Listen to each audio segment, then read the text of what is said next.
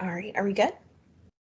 Awesome. All right, good evening, everyone. Thank you for joining this September meeting of the Young Adults Advisory Council. We are joined today by some of our development folks, Miriam and Scott, who will be leading us.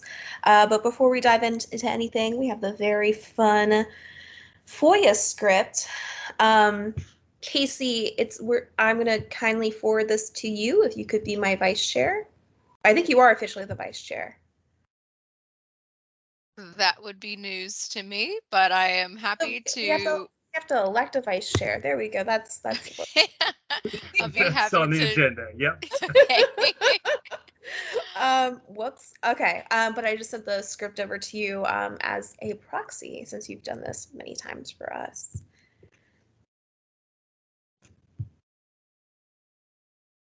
All right. To conduct this meeting wholly electronically and to effectuate both the emergency procedures authorized by FOIA and the emergency ordinance, the Young Adults Advisory Council, further known as the Council, needs to make certain findings and determinations for the record. It's a bit cumbersome, so I ask in advance for your patience.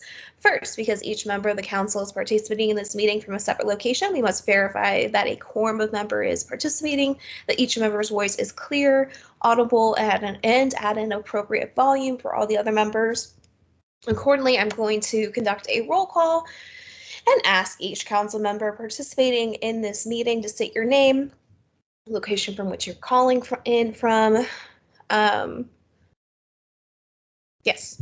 I ask each of you to pay close attention to ensure that you can hear your colleagues. Following the roll call, we will vote to establish that every member can be heard by all other members.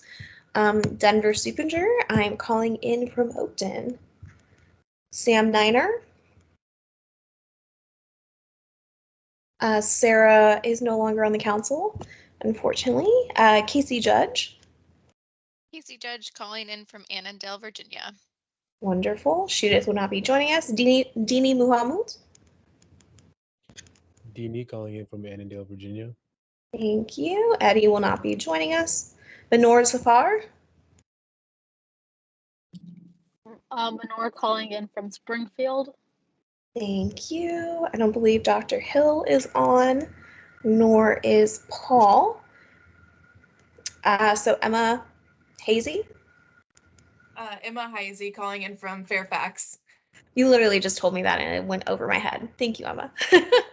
At this point, I will pass the virtual gavel to my council member, Casey Judge, so I can be heard to make a requisite motion. I move that each member's voice may be adequately heard by each other member of the council. Is there a second? Second. All right, all in favor, say aye. Aye. Aye. Aye. Motion carries. All right. Second, having established that each member's voice may be heard by every other member, we must next establish the nature of the emergency that compels these emergency procedures, the fact that we are meeting electronically, what type of electronic communication is being used, and how we have arranged for public access to today's meeting. Therefore, I move that the state of emergency caused by the COVID-19 pandemic makes it unsafe for the council to physically assemble and unsafe for the public to physically attend any such meeting. And that as such, FOIA's usual procedures, which require physical assembly of the council and the physical presence of the public, cannot be implemented safely or practically. I further move that the council must conduct this meeting electronically through a dedicated video and audio conference line, and that the public may access this meeting by registering through the meeting link on the Young Adults Advisory Council website at fairfaxcounty.gov/economic-initiatives/adult-advisory-council-YAA, or by calling 1-571-429-5982 and entering access code 937-072-308#. It is so moved. And is there a second? I'll second. All right, great. All in favor, say aye. Aye. Aye. All right, motion carries. Aye.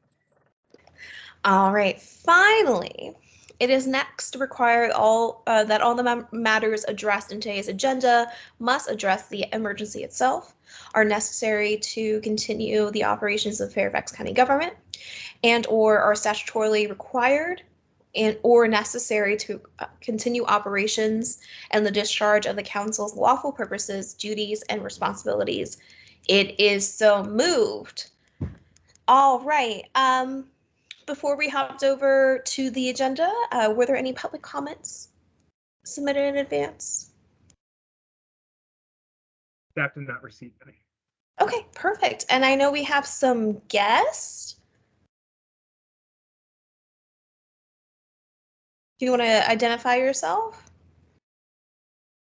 Oh, I'm sorry. Are you referring to me? Yes. Good evening, everyone. My name is Pranav Chowdhury. I was appointed to the Drainsville seat on the Young Adult Advisory Council by Supervisor Faust in June. Okay. Did they confirm that, Scott? Do we need to say hello? I will check. I will verify. But yeah, Okay. yes, yep, that is true. Yep, sorry Okay, about that. welcome. That did happen. I Welcome think to it was the the July council. board meeting, but yep. Well, usually we would do a spiel and tell you about the council, but things are all going to change tonight. So this is a great first meeting. Welcome so much. We are excited to have you. It's so nice to meet all of you. I'm really excited. All right, let me just pull up the agenda. All right, Yeah, so we did our one. Sorry, go Oh, ahead. I was just gonna say with the comings and goings, yep, Pranav is the new appointee from Drainsville District, and then we were just chatting. It's been about 3 months since the last meeting, and Sarah Raponto from Braddock District has had to resign since then, and so she was the vice chair, and so as Denver mentioned earlier, the vice chair position is currently vacant on the council. Yes, it is. All right, so we are going to go into the meaty part of our agenda. As just illuminated to, our structure will completely change. YAA started meeting during the pandemic, and we have stayed that way for our year and a half of operations. And our emergency that causes the COVID-19 is finally being under control, and Foia rules are changing. So I will turn it over to our wonderful Fairfax County staff to go through Foia updates and what it all means. Sure. Again, I'm Scott Sizer with the Department of Economic Initiatives. Yeah, thank you, Denver. The pandemic, technically the emergency declaration is still in place in Fairfax County. It has not been lifted, although we anticipate it at one of the future board meetings, it's likely that it will be officially lifted. And the emergency operations due to COVID will officially cease. With that expectation, there have been a couple of different changes with the FOIA, or the Virginia Freedom of Information Act law. The General Assembly passed changes to the Virginia Freedom of Information Act last year. And then again, once the emergency operations change or end, sort of those would now apply. So we've asked Miriam Conley here with our office to, again, a lot of these terms I always think sound the same. You know, a virtual meeting's different than an electronic meeting, which is different than a remote meeting. And so those are all three different policies that we're going to be asking the council to adopt at your next meeting. We did circulate those documents and they are available online, and I'll drop the link into the chat here. But Miriam really wanted to have the time to really walk through what is VFOIA, what does it mean, what are these changes, and particularly since this organization has never operated really under FOIA. It's always been under the emergency procedures in FOIA. It was a really good time to sort of revisit that and may drive a number of changes to the operations of the council going forward. So really wanted to have Miriam provide a good overview of that and have an opportunity for everyone to ask questions because it is complex, at least to me. Me as well. So good evening, everyone. So good evening, everyone. My name is Miriam Conley, and as Scott said, I work with the Department of Economic Initiatives. I'm a part of the Innovation and Strategy team. Okay, so I'll go ahead and share my screen.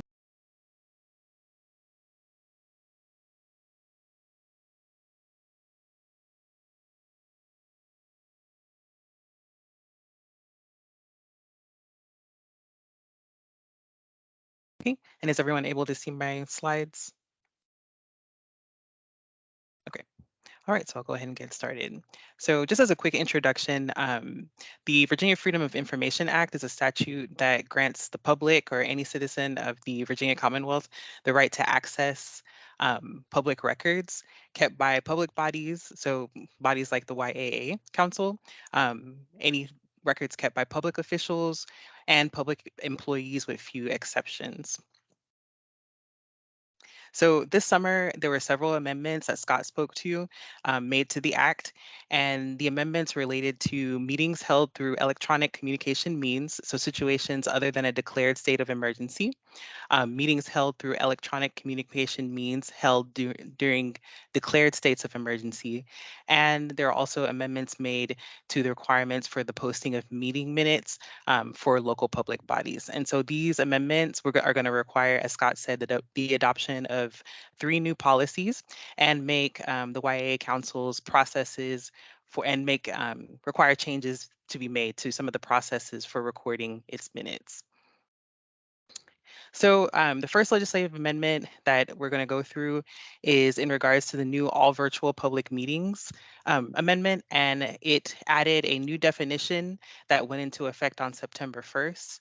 And so with the inclusion of all virtual public meetings, the definition makes modifications to the remote participation provision of the Act.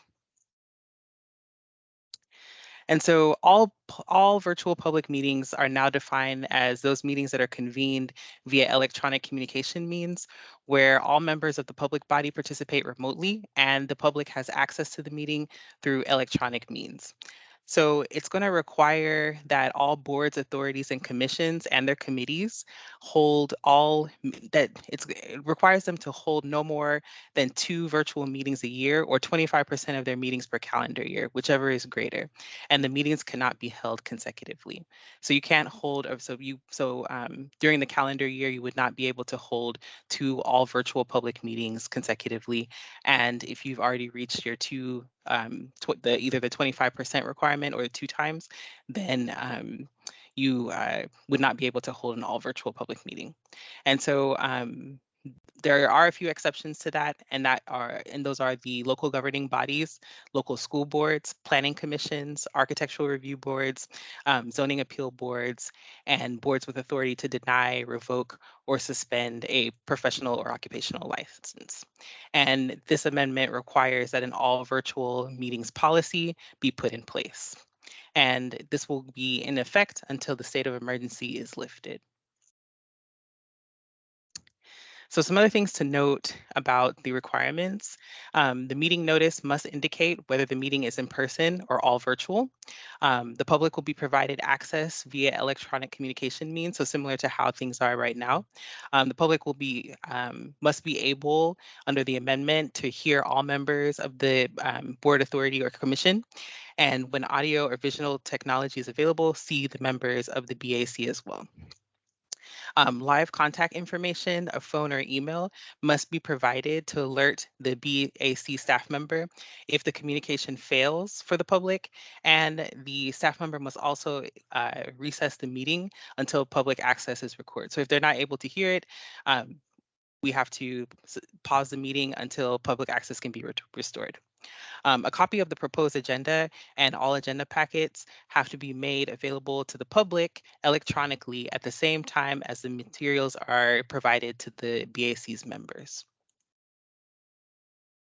Some other things to note, if public comment is normally received by the BAC, the public must also be allowed to comment through electronic means. And so that also includes written comments.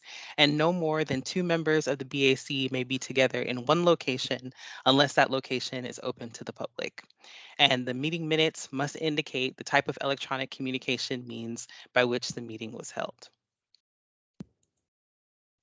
And so that leads us into remote participation. And remote participation is now defined as participation by an individual member of a public body by electronic communication means in a public meeting where a quorum of the public body is otherwise physically assembled. And so under this new amendment, a remote participation policy must also be adopted by the BAC, and that policy must be strictly and uniformly applied to all membership. and it's required that the policy describe processes for making requests for remote participation, obtaining approvals, processes for denied requests, and clarify the number of times a member may participate remotely. So members may request remote participation in advance of the meeting and then to notify the chair, pending that the member has a temporary or permanent disability or medical condition that prevents physical attendance. The member is providing care for a family member with a medical condition that prevents their physical attendance. Their residence is 60 miles or more away from the meeting's location, or the member is unable to attend the meeting due to a personal matter.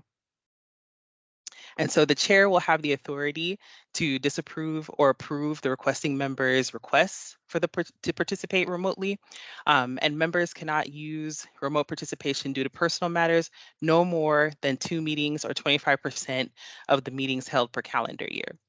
And just like with the all virtual meetings policy, no more than 2 members of the public body can participate from any one location unless the location is open and accessible to the public. And quorum in this instance is only determined by the number of members that are physically assembled at the meeting location.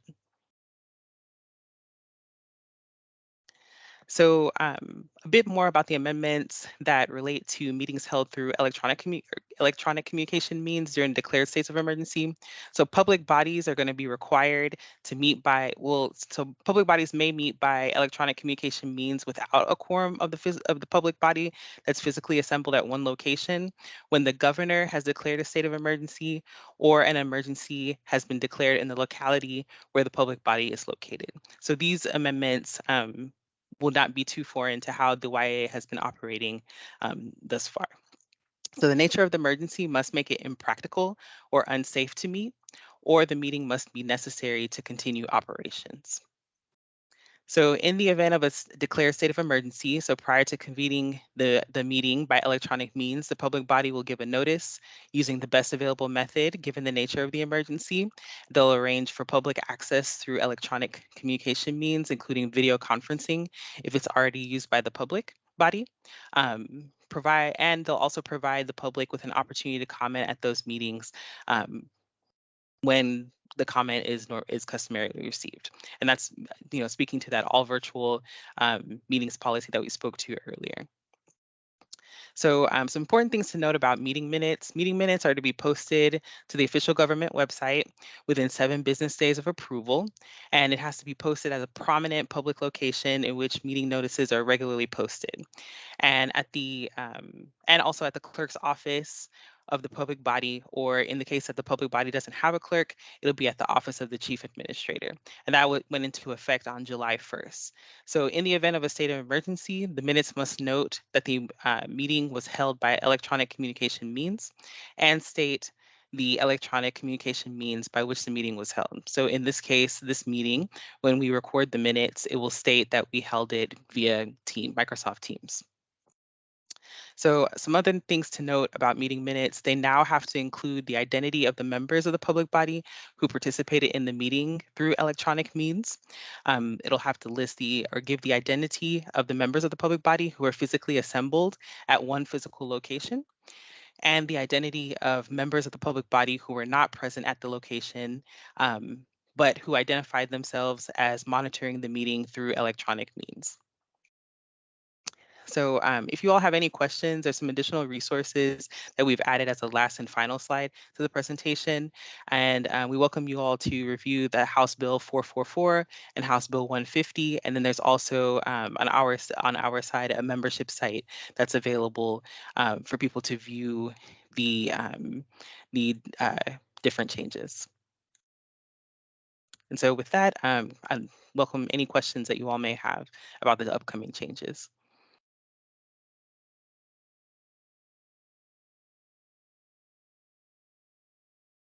Folks with questions, go ahead and just unmute.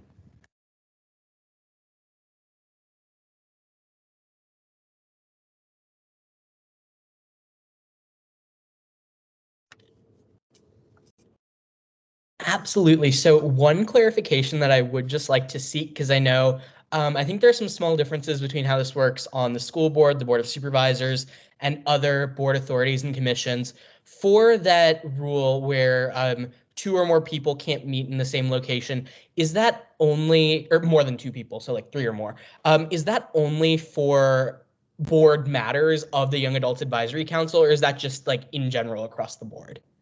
So for there, you're not to discuss business. So you're not, yeah. So Yeah, it's the discussion of board matters. And we'll have your official onboarding. I apologize for not having it before this meeting, but there are FOIA rules where, you know, if I email you back and forth, that's fine. If we have Casey in the conversation, that's a violation, right? So any type of communication, even if we're getting coffee as friends, there's gray space, but we call it black and white and just say don't do it. Like, it's great that we can be friends in this group, but don't be friends with too many people. Pretty much.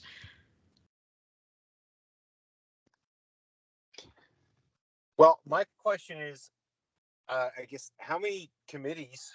I'm struggling this with my advisory council at work also. I mean, how many committees are possibly going to lose members because there's an in-person meeting requirement now? I mean, this committee, when I was approached at my office to be on this committee, I was told, oh yeah, they're going to meet virtually. And it was kind of sold as meeting virtually in perpetuity. I'm happy to meet in person, but that is something, when we review these at other meetings, it is something that comes up. Just, are we going to lose members because of this? But remember, there are exceptions to the rule. So if you do have a special physical challenge or a disability, then you are exempt from that policy. And so that's like one example. And so you are able to request remote participation for various reasons, and those would be exceptions to the rule. The only issue is you wouldn't be counted as part of the quorum of the public body.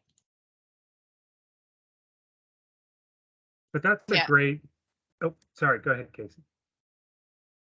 I was just going to say, I know we've struggled with quorums in the past, even remotely, so I do obviously share those same concerns about being effective. I know it's kind of out of our hands since this was something that was adopted, but maybe it's something our group can kind of request be further lobbied in the next General Assembly round, to, especially for this group, again, we're young people, everyone's got really busy lives. So I think for our attendance and for our membership, attracting new members and retaining existing members, it's really important to amend these rules as soon as we can. So. And something that's hidden in the very minimal agenda is a council discussion of time of meeting. And, you know, if 7 is late enough for folks or too late for folks, right? We gotta have that conversation. So that we'll definitely have that before we schedule our next meeting, which will be in person. Or does it have to be in person? It does have to be in person. Yeah. Okay. The order. Yeah. Yeah. One piece of organization to think about is, you know, we have these main meetings, and so these are definitely YAA council meetings that this would apply to. Previously, the group also has the subcommittees, and, you know, sort of a subcommittee structure, perhaps a gray area, but, you know, typically if it's a formal subcommittee that's doing sort of the business and taking votes within the YAA, those would fall under the FOIA compliance. But if it's a working group where you're developing ideas, talking about strategies, coming up with proposals perhaps, but that would actually come then to the formal YAA for presentation, review, discussion, and vote, those work groups would not necessarily need to comply to the same in-person rules. And so, you know, one potential option to consider is the subcommittee organization is perhaps that just moves to a work group. Those can continue to be virtual. I think in keeping with the goals of FOIA and the goals of transparency, we would still recommend that those be virtual, those be taped. We can still place those online and put information around so it's transparent what the activities are, but those would not necessarily count as virtual meetings and would not have some of the same constraints that the current FOIA does have. So that's one thing to think about, to have additional virtual meetings in those work groups for that business. And then you would be limited, to Paul's point, I think you'd be limited, Miriam, if I'm wrong, to 2 virtual meetings. And then any additional YAA meetings would need to be in person. Well, I guess you would at least have to have 1 in person a year, I guess. Yes, yes. Would be the minimum. Yep. So I guess you could have 3, 1 in person, 2 virtual, and alternating. All right, math. Sorry, I'll stop talking. And it would require the council to make a few changes to the bylaws, because as it's currently written, those references those small group meetings as committee meetings. So that would have to be a change to the bylaws. Would we be allowed to add a virtual meeting in inclement weather? And this is something that we discussed, where we could maybe plan on January, but then if we have an inclement weather event, would that give us an option for taking those 2 and pushing them back to later in the year because of inclement weather? That's a great suggestion. We'll follow up and determine, because I think if there is inclement weather, we'll have to see if that matches the emergency provisions that the FOIA has, or if it's a local condition. But that's a great point.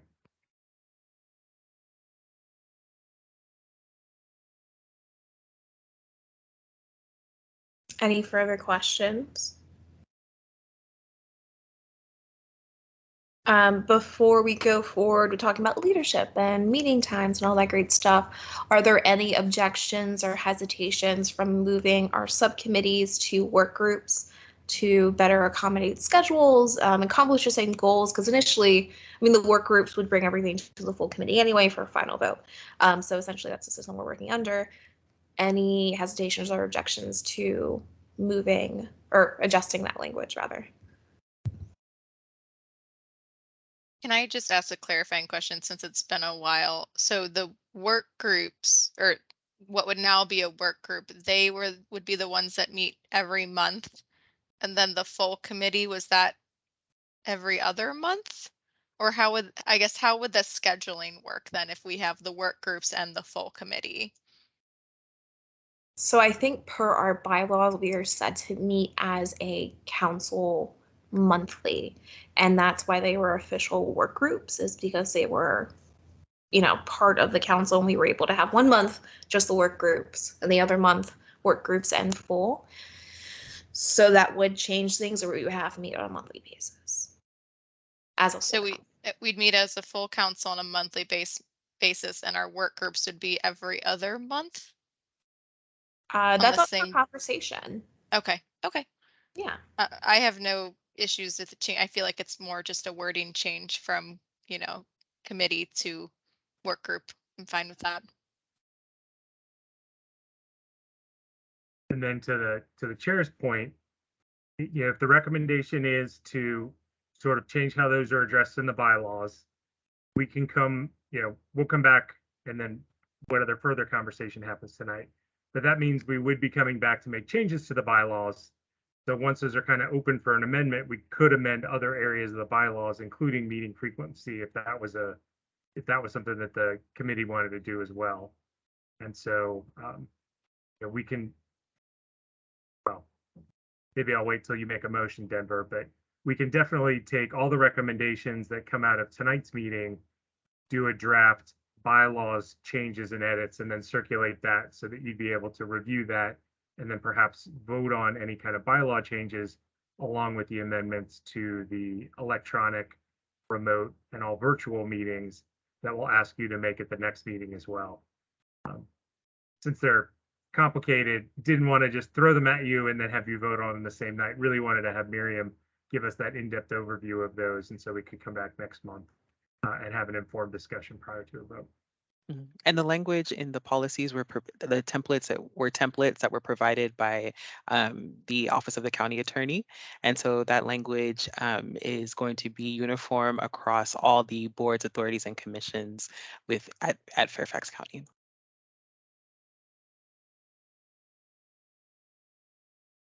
So I believe we do. I would, and if this is incorrect, I would like to move that we that our wonderful staff at Fairfax County, Miriam and Scott, prepare the language needed to incorporate electronic meeting terms and new updated FOIA terms, as well as to change the language from subcommittee to work group into our bylaws in preparation for our next meeting. And I second that motion. Is there discussion? Are there any objections?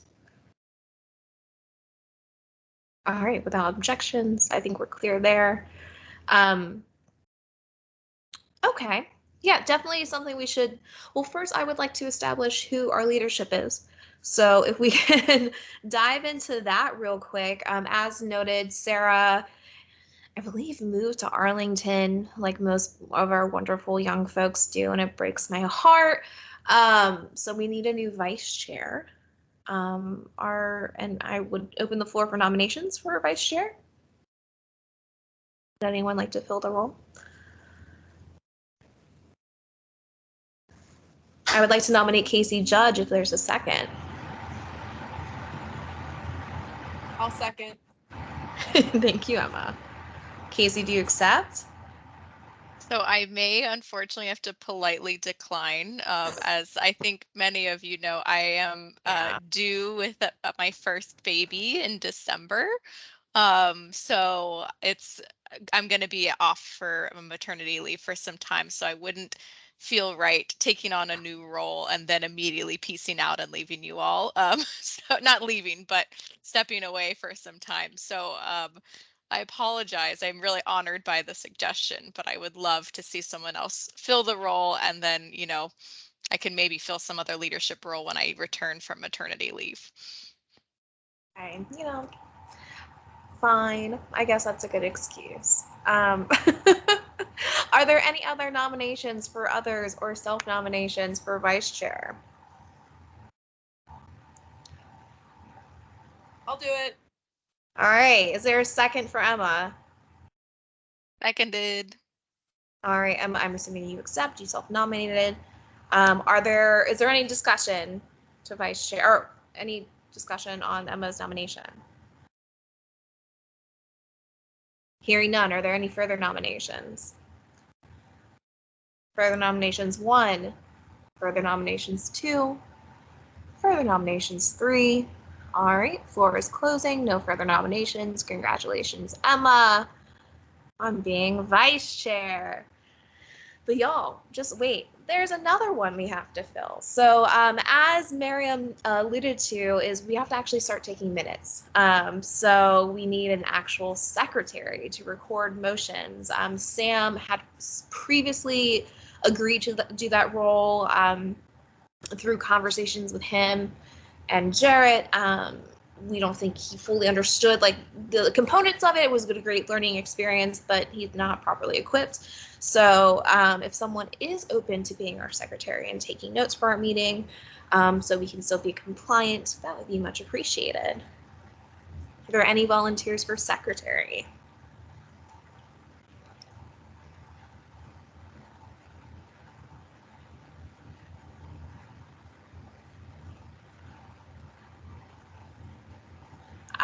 Scott, is there any issue with chair being secretary as well? Can that be something? I'm happy to do it. Like, I have the bylaws up. So if you are happy to complete the notes for the meeting, that would be fantastic. I will take a look at the bylaws and determine if those positions need to be separate. Okay. And we'll table that for next meeting. But our wonderful new Drainsville member, you know, you want to dive in deep, we'd love to have you. Or Minor.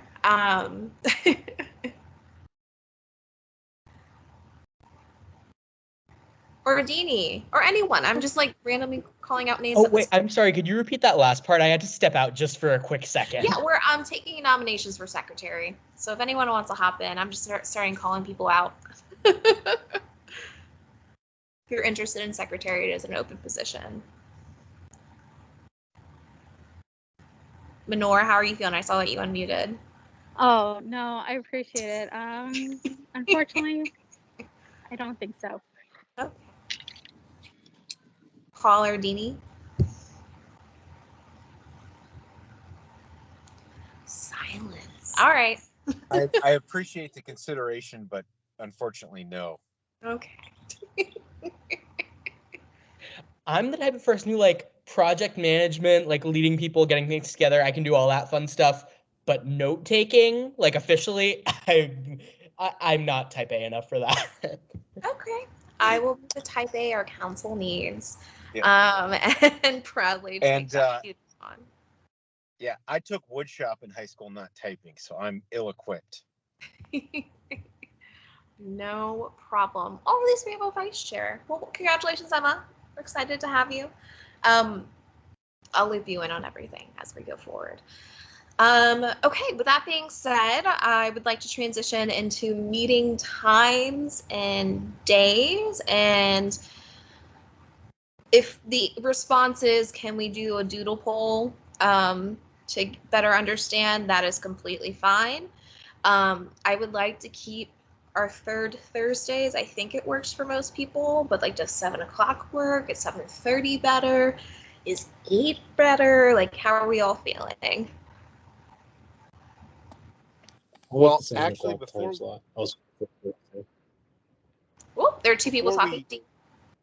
yeah, Yeah, I was just saying I like the third Thursday as well as the 7 o'clock time slot for me. Okay. so I like that date and time also. But before we get to that, if we have to meet in person, what's our location? Because location, 6 o'clock versus 7 o'clock is big difference in who can get there and how convenient it is.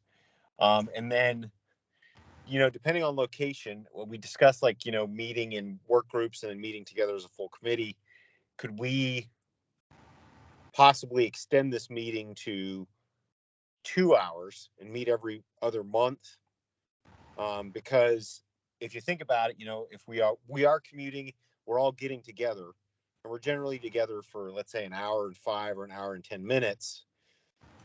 Just might be better considering commute times and flexibility for everybody's schedule, and might help us get a quorum also. I would put that out there for discussion. Yeah. How do we all feel about every other month instead of every month with a general body meeting? Okay.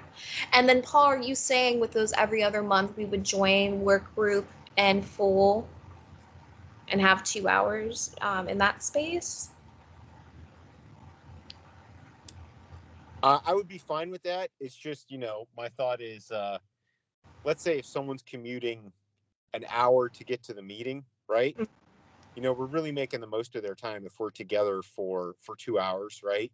And so with that in mind, I think getting together for like both sessions, I'm fine with that. Whatever format, the committee is good with, I'd be fine with that also.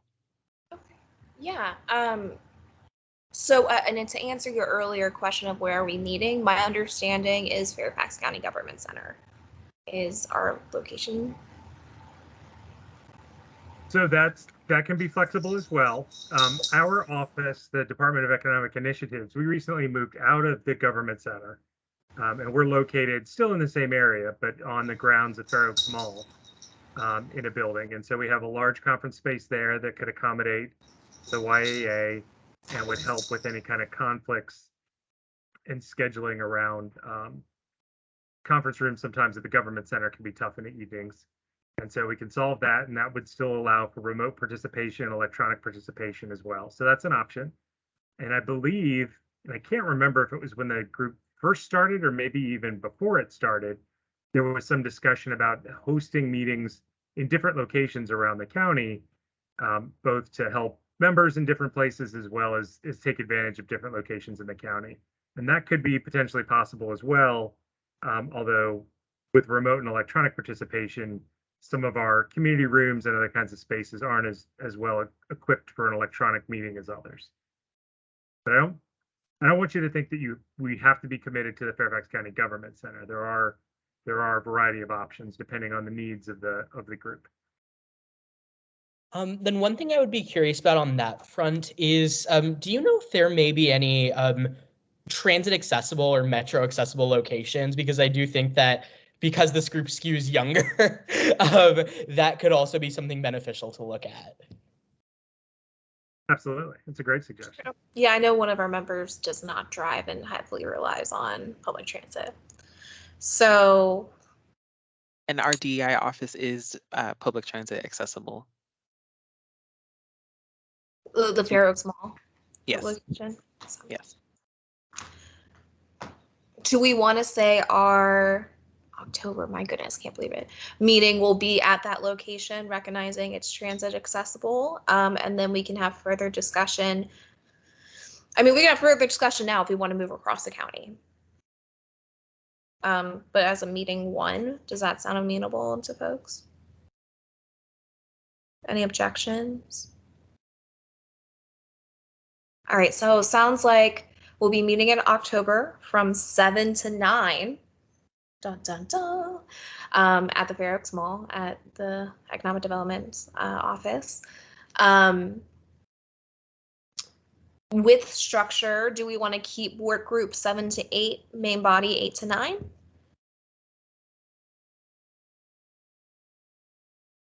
Or do we want to flip it?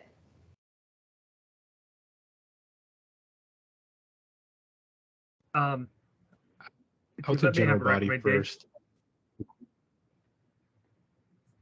Sorry, Paul, go ahead.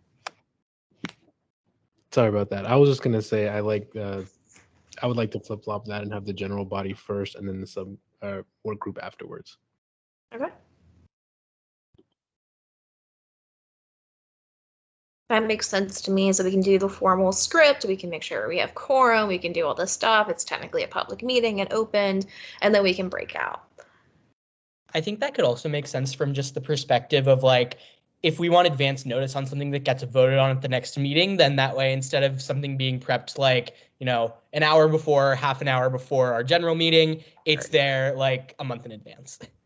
Okay. Okay. I think we have a structure, y'all. So I would also like to amend the previous motion and ask for there to be a rewrite, a conversation about meeting every other month instead of monthly, in that markup if we can. That would be awesome. All right. Okay, so just to confirm, it looks like the next meeting is scheduled for October 20th, which is the third Thursday in October. And we would formally note the meeting would be from 7 to 8 at our location, and we'll go ahead and distribute our new location to you all. And then we will not post, although we will note that the work groups will meet from 8 to 9, although since we anticipate that those won't be formal meetings, we won't necessarily post the public notice for those meetings. Sounds great. And we'll still take, I would still encourage our work group folks to take minutes right during that. Yep. So we can just add it to the website. Absolutely. And we'll verify it is still a new space. We don't have our nice electronic communications equipment yet. It's supposed to be there, but I'll let you know in the next couple of weeks if Department of Information Technology delivers for us. All right. Well, maybe this will be the fire under them that hopefully gets it done, right? Okay. I think there needs to be discussion about work groups. I mean, I know we've changed it. I think we've, consolidated it to the 2 major. To be honest, I think we will be held more account with one another, being in person instead of being behind the screen. Is like, oh, we took these notes a year ago. Like, this was the plan. Like, actually making an action plan and making that go forward. Casey, you're still the chair, so if you want to succeed that chair titleship, in presence of your amazing new gift coming on, you can, and we can handle that in the next meeting. But definitely keep that in mind of what effectiveness looks like for our work groups, and bring that to October 20th. I think that's all I have on my head. Scott, Miriam, do you think we're missing anything? We did drop in the chat the 3 proposed amendments related to the VFOIA changes, the electronic meeting, the all virtual, and the remote participation. So please review those. Sounds like the expectation is those will come up for votes and review, but we can integrate any changes that come up between now and then. And we will also draft a proposed markup, and maybe Denver will work with you on proposed markup to the bylaws to circulate to the group prior to the meeting again, so that those can be at least reviewed, and then any changes can be made at the meeting prior to adoption. Absolutely.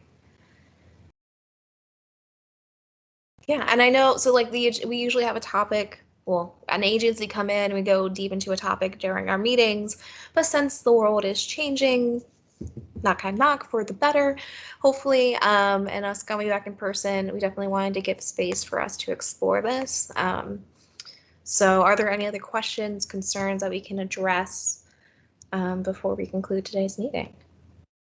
Or announcements, like congratulations, Casey, very exciting.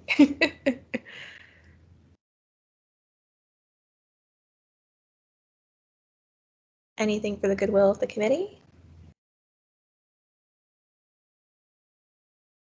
Hearing none, I would entertain a motion to adjourn. So moved. Is there a second? I second. All right, without objection, you all enjoy your extra 11 minutes this evening, and I will finally get to meet you in person next month. I'm very excited. Yay! All right, y'all, Thank be you. safe. Good night, everyone. Goodbye, goodbye. Look forward to seeing you. Thank you. Thanks, everyone.